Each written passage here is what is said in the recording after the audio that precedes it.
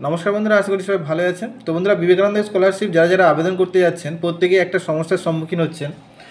তো যখনই সাবমিট করতে যাচ্ছেন তো সেটা সাবমিট করতে পারছেন না। তো এই সমস্যা থেকে কীভাবে আপনারা সমাধান করবেন তো সে সম্পর্কে আমি ভিডিওতে আলোচনা করব। তো বন্ধুরা চলুন শুরু করা যাক। তো আমি একটা স্কলারশিপ আবেদন করে আপনাদেরকে দেখাবো তো সমস্যাটা কী হচ্ছে আর এর সমাধান করার উপায়টা কী আছে। তো চলুন শুরু করা যাক। তো আমি একটা পোর্টালে আবেদন করছিলাম, তো সেটা লগ ইন করেই রেখেছি আমি। এখানে ফর্ম ফিল আপ করা হয়ে আছে। তো আমি সেভ অ্যান্ড নেক্সটে গেলাম। তো এখানে যে প্রবলেমটা আসছে সেই প্রবলেমটা নিয়ে আলোচনা করবো। এখানে সমস্ত ফিল আপ হয়ে আছে। তারপরে সেভ অ্যান্ড কন্টিনিউতে গেলাম। তারপরে এটাকে আপনারা ক্লোজ করে দেবেন। এখানে কী কী ডকুমেন্ট লাগবে সেটা বলা হয়েছে।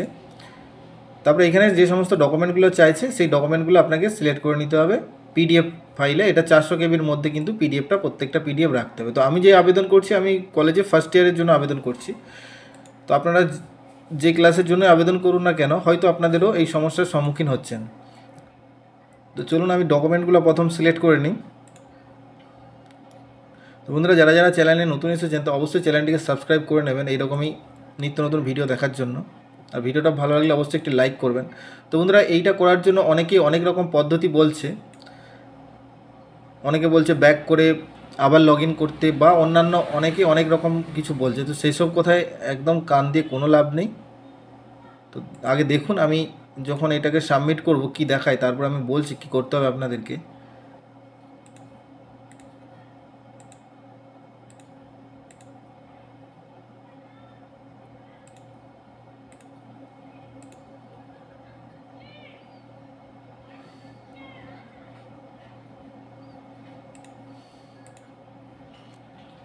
তো আমি ডকুমেন্টগুলো সিলেক্ট করে নিয়েছি। এবারে এখানে দুটোতে আপনারা টিকমার্ক দিয়ে এবারে সেভ অ্যান্ড কন্টিনিউ এই অপশানে ক্লিক করবেন। তারপরে কিছুক্ষণ অপেক্ষা করবেন।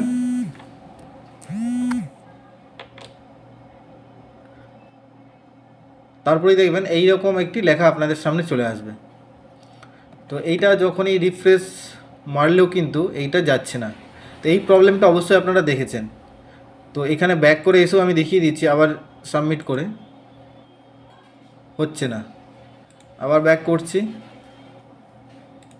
এবারে অনেকে বলছে ড্যাশবোর্ডে গিয়ে দেখলে এটা সাবমিট হয়ে যাবে। ভিউ প্রোফাইলে গিয়ে দেখলে আপনারা হয়তো পেয়ে যাবেন। তো এখানে কিন্তু কিছুই দেখাচ্ছে না, সাবমিট কিন্তু হয়নি। তো বন্ধুরা, এই যে প্রবলেমটা আসছে এটা কিন্তু আপনার কম্পিউটারের কোনো প্রবলেম নয়। আপনারা হয়তো ভাবছেন আপনার ব্রাউজারের কোনো প্রবলেম বা আপনার কম্পিউটারের কোনো সেটিংয়ের প্রবলেম। এটা কিন্তু সেরকম কোনো প্রবলেম নয়।